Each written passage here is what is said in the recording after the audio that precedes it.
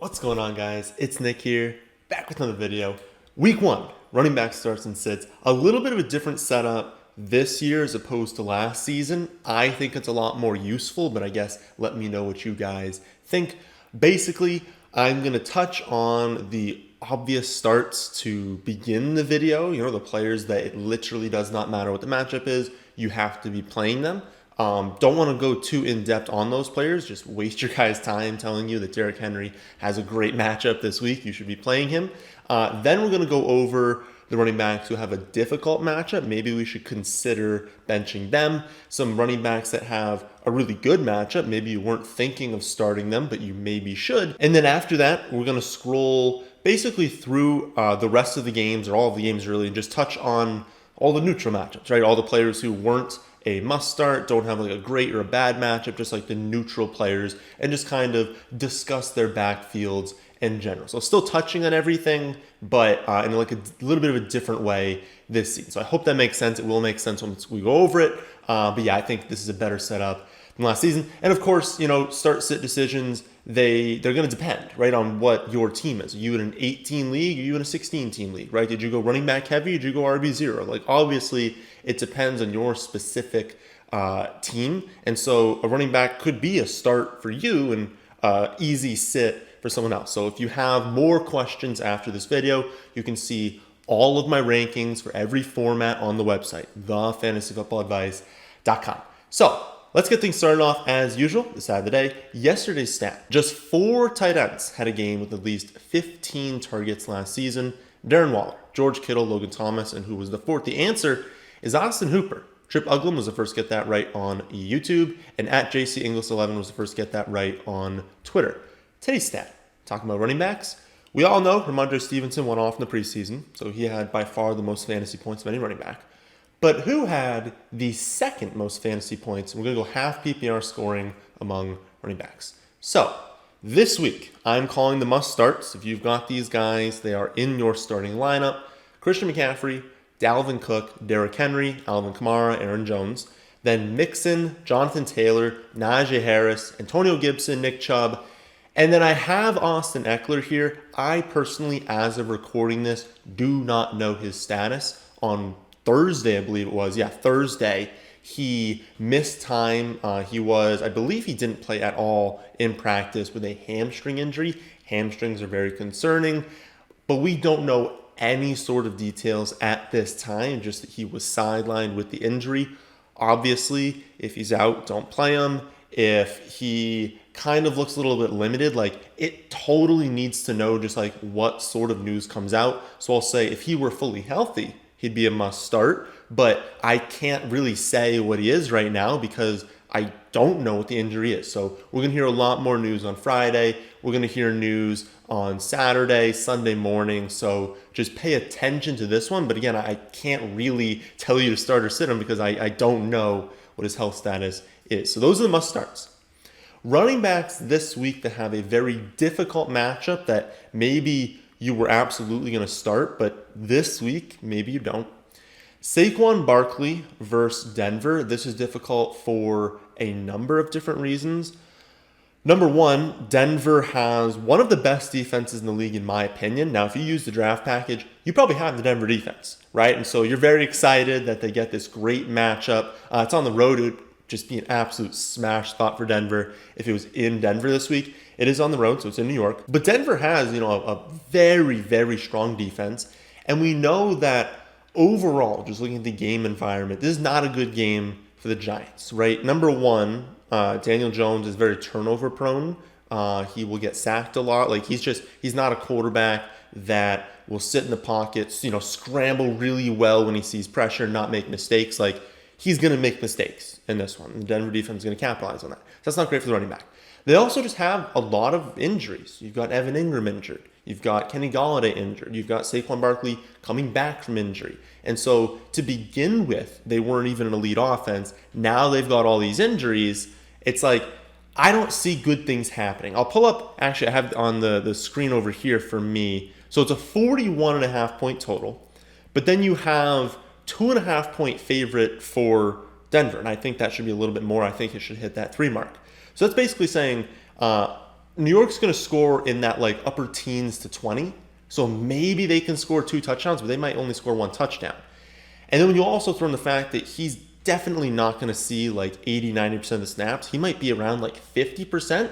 To me, if you've got another option, now I know you took him in the first round if you have Saquon Barkley, but if you have another option, I definitely consider benching Saquon this week because there are so many unknowns thrown in with a garbage matchup. So I don't personally own him. I wouldn't have touched him this season unless you got a huge value. And personally, like if you have another option, I wouldn't start Saquon.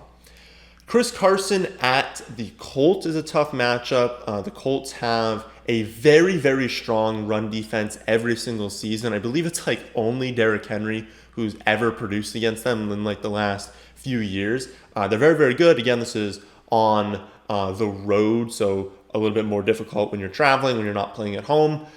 This is an okay game environment, but I don't envision Seattle coming out, having like a 2 touchdown lead and then the whole second half be able to run it with Carson. That's not really like a game script that I see happening. I see this being a fairly close game throughout. Could come down to the final possession, but it's definitely going to come down to the fourth quarter.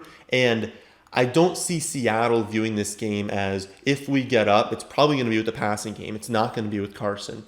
And so I can't see them getting up and then saying we're willing to just feed Carson over and over because it's not going to be effective. The Colts have a very, very strong run defense. And under this hopefully new scheme that Seattle has on offense, we're hoping they're going to be a little bit more pass heavy, play a little faster. And so it's a fine game environment overall for Carson because he could have receptions and touchdowns. Just know that the matchup is not good, and so the rushing production is relatively unlikely to be there. I think most of you probably drafted Carson as your second running back, and I think as a running back too, he is okay. I believe I have him in one league. I actually don't remember. I either have him in one league or I don't have him at all. And if you have him as running back 2, and then you kind of use our strategy of like abandoning running back for a while, and so your third running back is a little bit lower, I'd play him, right? I think you kind of have to play him. Just understand that like if you do, or you're in a smaller format, or you do have a really strong running back core, and you're like, ooh, but I could start this guy maybe do that. Maybe bench Carson this week because I don't expect him to hit his ceiling this week. Third running back, David Montgomery at the Rams. I probably shouldn't have to tell you that at the Rams is a really, really difficult matchup. I'll check the total of that game. That game's even lower. It's actually not lower, 47.5. That game's been bet up a little bit, so I guess that's kind of encouraging. But the Rams are such heavy favorites, 7.5 point favorites, that the Bears are only projected to score in that basically that same range, like upper teens. Maybe they hit 20. This one also, there's another thing that I wanted to go over is there's a little bit of unknown with this one as well, right? We have this backfield that doesn't have Cohen, but they do have Damian Williams. And there's been a lot of reports from beat writers that are saying that maybe Williams is going to have a larger role than people assume. We're all kind of assuming that David Montgomery is going to come out and he's going to do what he did to close last season because, well, Cohen's hurt and it's that same situation. But they didn't have Damian Williams last season. They had absolute scrubs behind Montgomery. And so with this also being, I think, the only start of the season with Andy Dalton at quarterback, at least to start the game. Maybe we see Fields come in at halftime if Dalton's playing poorly. But I just don't see this being a great game for the Bears. This is another situation, though, like with Carson, that you probably drafted Montgomery as your 1 or your 2, and so maybe you're forced to start him.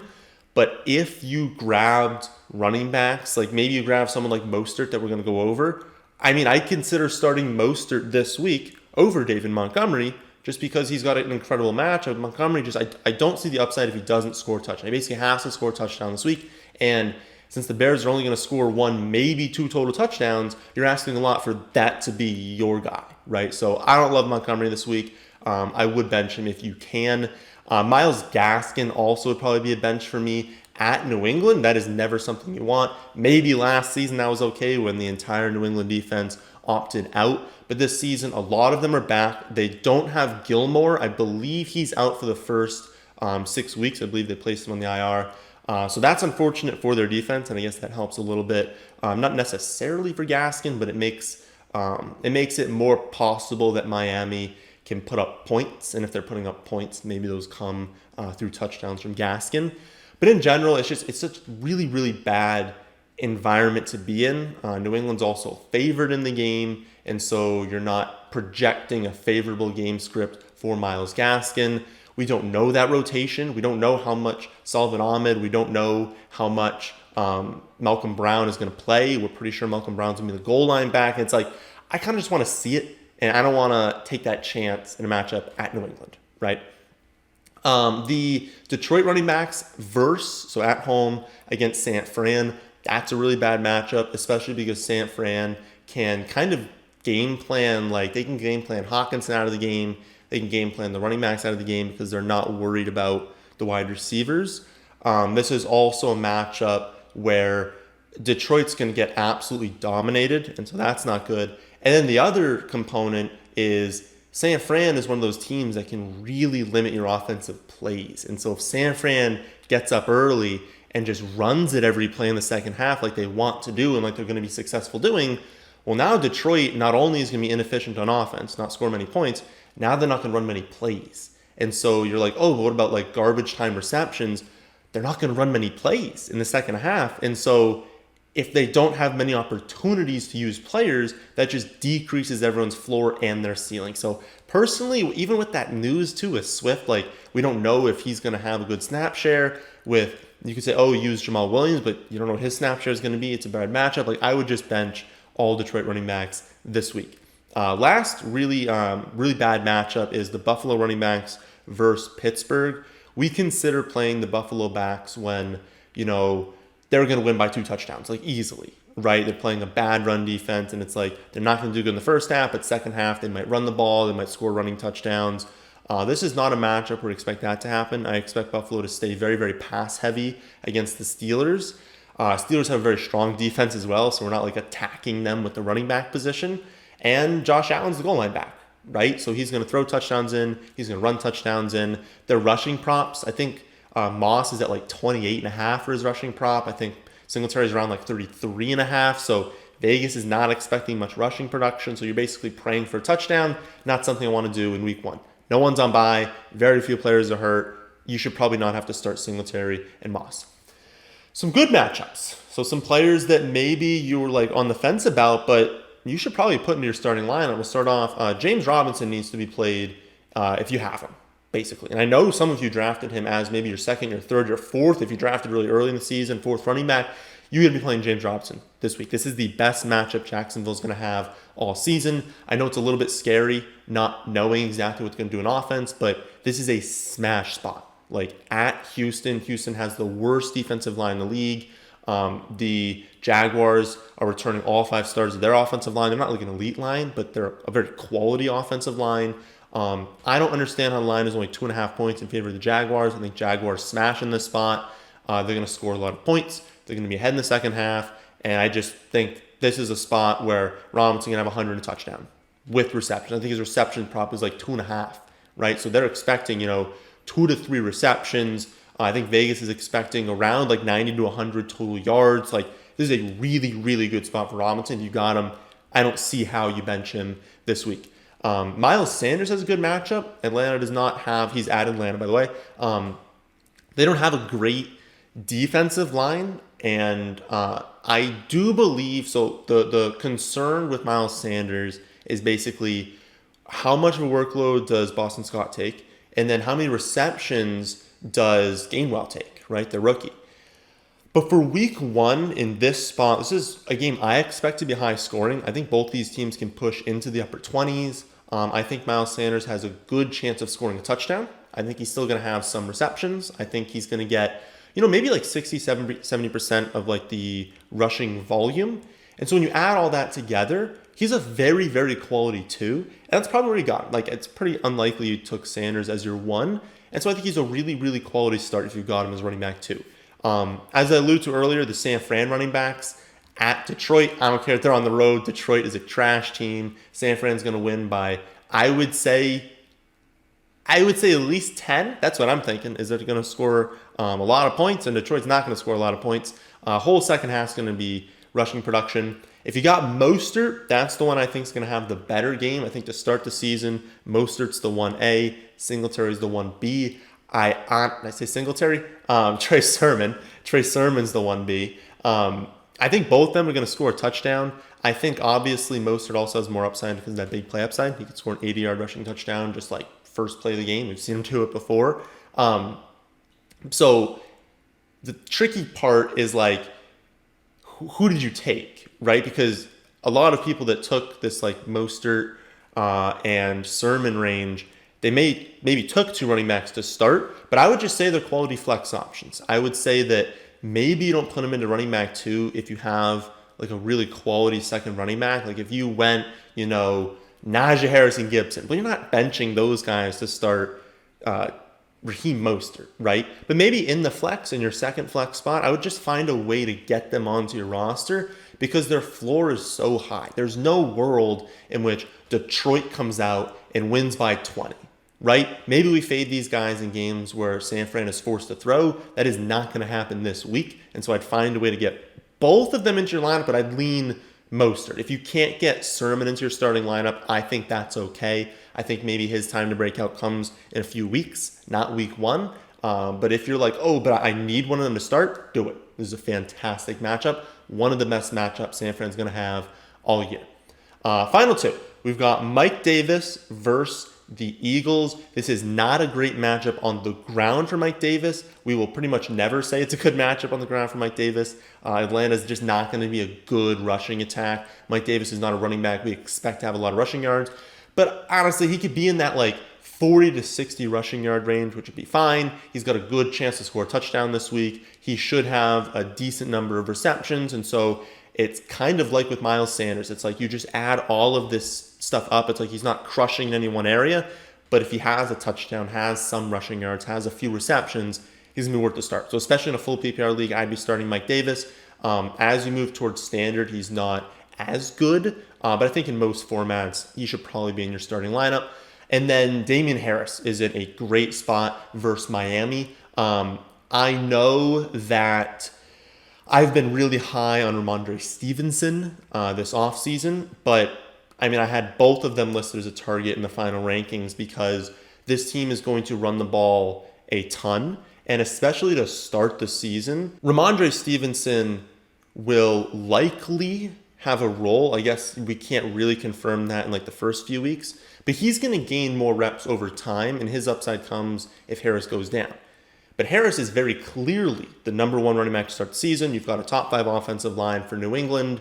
You've got a Miami defense that's really, really good, but is on the road and is also much better at limiting like wide receiver production. They're going to be much better with their corners on the outside. How you would attack Miami is on the ground. And so this just sets up like a spot where New England's going to say, okay, our preferred method of running the offense is the best way to attack this defense. And we're probably going to be leading. I would say New England's probably going to be leading throughout the game. It's a great spot for Harris to rack up maybe 20 carries, very likely to score a touchdown. And so I would say in any scoring format, even full PPR where he's not going to have receptions, he's a really, really good start this week. I would try to get him into your lineup. So that is like all of the guys that I just view as having either must start, as having a good matchup, bad matchup. I'll just scroll through the games and kind of touch on the players that I didn't go over. So I touched on those there. So the Arizona game, we've got Arizona at Tennessee. Obviously, you were starting Derrick Henry. I would say for the Arizona backfield, this is a quality matchup. Like I think this is going to be a very high-scoring game. Could be the highest-scoring game of the week. But I expect more of the production to come through the air for the Cardinals. I expect the Cardinals to be trailing in this one. That's not great for the running backs. And I just want to know. I want to know what is the exact split between Edmonds and James Conner. And so if I have them, like I personally do not, but if I had one of them, I just do a wait and see. Like, it's pretty unlikely you're forced to be starting these guys. So for me, I would bench them, see what happens, see what we can go with from there. We talked about James Robinson in that Jaguars at Houston game. Houston not touching the running backs. I know they said they want to run the ball a lot, but like, come on. I mean, they do not have a quality running back core. They've got way too many guys to trust them. They're going to be losing this game. It's like, it's just not a spot I trust any of the running backs. Obviously, you're playing Dalvin Cook in this Vikings at Cincy game. And I believe I listed Mixon also as a must start. That's a relatively good game environment, close game. So I don't think either one of them is going to like break out and have a really negative game script for the other. And so I'd be starting both of them. Steelers at Bills, already went over those ones. Already went over those. So a lot of these games we basically already went over. Chargers at Washington. Again, I just want to reiterate on this one. Check the status of Austin Eckler. I personally do not know what's going to happen this weekend. But I guess I'll go over. If he were to be out, I'm not scrambling to grab like Roundtree, Justin Jackson. Like, this wasn't a fantastic matchup at Washington, or at the Washington football team, I guess, to be more specific. And so I don't like, they're just going to be a rotation. They're not going to like feature one running back. And so if it's a rotation, we don't even know what the rotation is. Like, unless you're in like a 14 or 16 team league, I would personally just stay away from that backfield. We've got Jets at Panthers. Obviously, you're starting McCaffrey. Then for the Jets, no, I'm not starting any of them. It's going to be a huge rotation between Coleman, Ty Johnson, Michael Carter. Like, bench those guys, just see what's going to happen. Browns at KC. So I haven't talked about Clyde Edwards-Helaire. I think most of you took him as a 2. So he was going at the turn of the like second and third round, which means you got an elite running back to go with him. So you can afford to bench him if you wanted to. I would just say it's a neutral matchup. I think that the only concern here is really the ankle injury. Is the ankle okay? But assuming that he's out there, I think you're just playing him as your running back 2. I'm not expecting him to go off or anything. I think they're going to rotate in under the other backs. I don't think he's going to be featured. I think it's really going to come down to, does he score a touchdown? But he's going to be kind of similar to like Miles Sanders, Myles Gaskin, or Mike Davis that we talked about, where it's like, I think he'll have rushing yards. I think he'll have a few receptions. I think he can score a touchdown. And so combine all of that together, I think he has a good week. I don't think he explodes. But let's be honest, it's a 54.5 point total. There are going to be touchdowns in this one. And so could Clyde score 2-3 touchdowns? Yeah. And I think because of that upside, you're probably just playing him. We've got Packers at Saints. Already went over those guys. I have to make this screen a little bit different because I can't see it anymore. All right. So we've been over that game, over that game, over that game. We've touched on everything except for Ravens and Raiders. So that's the Monday night game.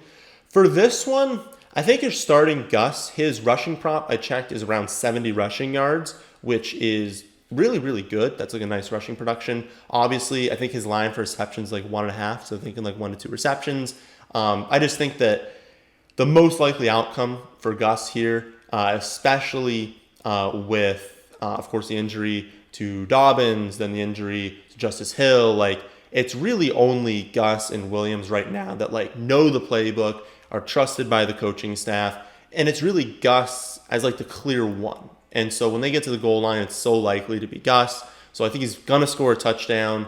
I think he's going to be in that like 70, 80 rushing yard range, and maybe he has a reception thrown in. And so under that scenario, like you're starting him, right? Especially 4.5 point favorite, 51 point total. That's a good game environment. And so Gus, I think, is a start.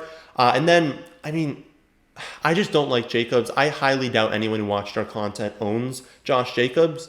So for me, I'm not playing him. That's a tough spot. I know he's home, but he's an underdog, and you don't play Josh Jacobs when he's losing games, right? He just doesn't get receptions.